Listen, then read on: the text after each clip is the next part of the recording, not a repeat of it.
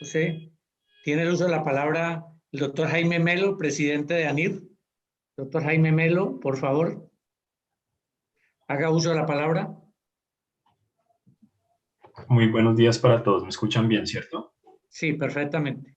Bueno, entonces me presento. Primero que todo, pues agradecer la invitación. Mi nombre es Jaime Melo Quiñones. Yo soy vicepresidente de la Asociación Nacional de Internos del Regional Centro. Recordar que la Asociación Nacional de Internos y Residentes agolpa a la gran mayoría de médicos residentes que están haciendo su especialización en el país, alrededor de 5.200, perdón, y a la gran mayoría de internos que son esos estudiantes de últimos semestres de medicina del país. Eh, Voy a leer la postura que redactamos en conjunto en la Junta Directiva de ANIR, y sumado también voy a comentarles la postura de los residentes de medicina familiar que pues se han comunicado muchas veces con la Asociación Nacional de Internos y Residentes. Desde la Asociación Nacional de Internos y Residentes queremos expresar nuestra postura clara, concreta y en contra del actual proyecto de ley 010 de 2020, y de entrada solicitamos su archivo. Básicamente nos vamos a recoger las posiciones que han sido expresadas en las audiencias previas que se dieron hace un par de semanas, y de sus principales voceros, principalmente en lo que se refiere a la continuidad de un modelo de atención fragmentado. Este modelo de atención fragmentado prioriza el cuidado individual y desconoce la complejidad de los determinantes sociales de la salud.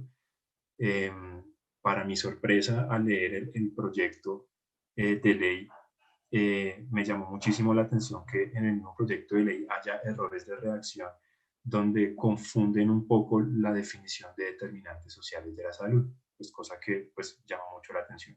Asimismo, en lo que se refiere al rol de los aseguradores, que no es otra cosa sino la misma propuesta de EPS que ha demostrado un fracaso en brindar acceso al derecho fundamental de la salud.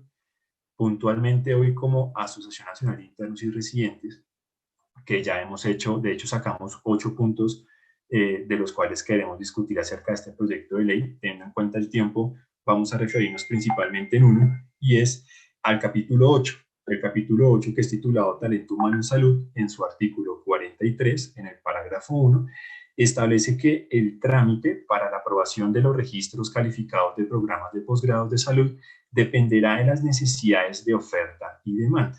Los registros calificados, para los que no los conozcan, es como el trámite que hace, un documento que hacen las universidades para que el Ministerio de Educación les deje abrir cupos de especializaciones médico-quirúrgicas.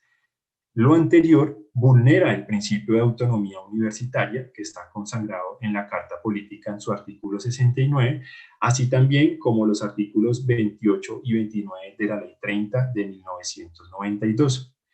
En ese sentido, la apertura de estos cupos de especialidades no dependerá de la libertad y de los fines misionales de las universidades, sino de un análisis e interpretación basados en rentabilidad financiera o de mercado, poniendo en riesgo la rentabilidad social de algunas especialidades. Un ejemplo claro de este problema, y lo vemos todos los días en diferentes regiones geográficas del país, son lo que ha pasado con las camas de pediatría. Tanto a nivel distrital desde Bogotá y nacional han disminuido con base en esta interpretación mercantilista, lo que hace que una especialidad prioritaria y de primera necesidad como es la pediatría, un ejemplo, pueda haber con la visión de esta ley disminuido su número de cupos para la apertura de especialidades y su número de especialistas. Es decir, este proyecto de ley no solo plantea una reforma de la salud que no garantiza el goce efectivo del derecho fundamental en contravía de la ley estatutaria, sino que además es inconstitucional, ya que está planteando reformas al sistema educativo y afectando la calidad académica en formación en el caso de los especialistas de medicina familiar, optando por graduaciones express, y ya voy a referirme a este punto también, consolidando un proyecto de ley que atenta contra las libertades constitucionalmente protegidas. Adicional a lo que ya vengo mencionando, queremos que, pues, denunciar también un poco que estos temas que son tan sensibles, en tanto que reforman varios de los derechos fundamentales de los colombianos, no pueden pasar como urgencia e inclusive de una manera más ofensiva ser debatidos de forma virtual, lo que se interpreta como una burla a las necesidades del país. tomando a la ligera discusiones que ameritan la participación de la sociedad civil, la academia y los gremios de salud de una manera mucho más amplia. Durante la actual coyuntura de salud por la pandemia, el talento humano en salud no se dio y ha sido la primera línea incondicional para los colombianos. Consideramos que el mínimo acto de respeto es que ustedes, los líderes políticos del país, asuman presencialmente sus responsabilidades y representen a cabalidad los intereses de la sociedad que los eligió. Nuestra solicitud y conclusión desde la Asociación Nacional de Internos y Residentes es entonces pedir el archivo respecto del proyecto 010 de 2020, sumándonos a algunas de las posiciones que han sido planteadas en las audiencias públicas que han realizado. Hay que recordar que este proyecto de ley también en su capítulo de gestión del riesgo habla de la autogestión del riesgo, donde básicamente dice que si el paciente no se cuida y no se adherente a un tratamiento y no sigue las recomendaciones médicas, este paciente no va a terminar pagando cuotas moderadas más altas, lo que pues sencillamente se traduce en que se afecta y el derecho fundamental a la salud. Los residentes de medicina familiar, como ustedes se han dado cuenta, este proyecto se vende mucho bajo un modelo de medicina familiar que es supremamente importante y que ha mostrado unos éxitos rotundos en diferentes latitudes a nivel mundial. Más sin embargo, lo quieren vender como algo que no es correcto. Entonces, los residentes de medicina familiar que fueron citados en la audiencia pública que se realizó hace un par de semanas, pero pues al final por la cantidad de personas no los llamaron, me pidieron el favor de leer y de mencionar la postura de ellos, aprovechando el tiempito que me queda. Yo también fui residente de medicina familiar, me acabé de graduar hace unas pocas semanas, por lo cual comparto estas palabras con todo corazón. La medicina familiar es una especialidad médico-quirúrgica con un enfoque biopsicosocial y sistémico. Líder en el desarrollo social y comunitario en el marco de la estrategia de atención primaria y los determinantes sociales de salud.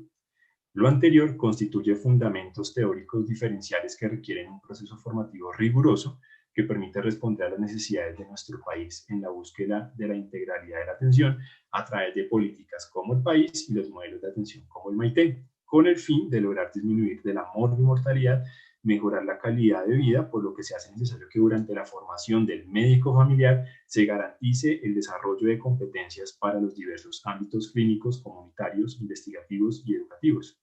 Este proyecto menciona modalidades de formación previamente establecidas en el Programa Único de Medicina Familiar que se hizo en el 2015. Entonces, por ejemplo, el proyecto de ley plantea que se haga un Programa Único de Medicina Familiar, pero este ya está, y está desde el año 2015. Como la modalidad modificada, la cual no está aplicando actualmente en ninguna institución de educación superior, dado que se presentan múltiples dificultades que limitan el cumplimiento de objetivos para su continuidad, lo cual amerita pues un análisis profundo. Por otra parte, existe la modalidad mixta vigente en la actualidad en algunas universidades. Consideramos que deben ofrecerse solo por universidades que cuenten con la especialidad de medicina familiar acreditada y con toda la rigurosidad que exige la formación del médico familiar.